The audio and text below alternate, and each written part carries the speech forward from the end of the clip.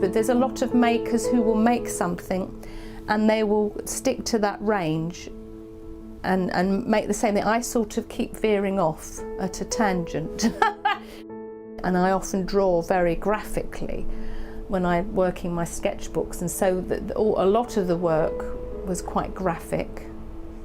And so that I find I'm trying to veer myself away from that, but it keeps drawing me back. So the quirkiness I've slightly tried to tone down, but it keeps coming out. And I think this project in the museum is me trying to be a bit more ambitious and actually having a space.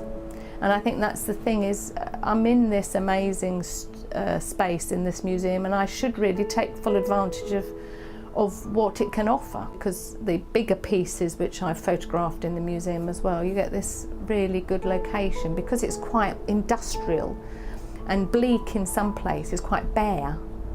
It's perfect for sort of installing.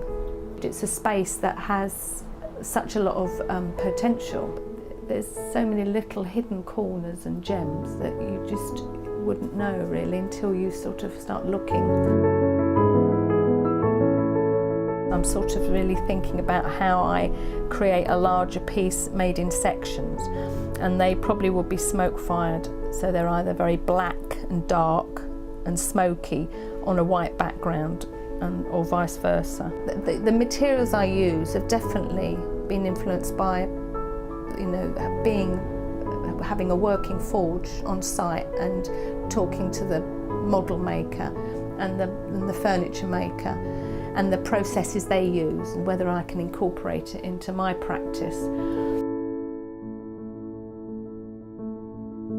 The thing about scale and size, it's not necessarily that big is always the best way. I think if you know, it's finding the size of something and how it works.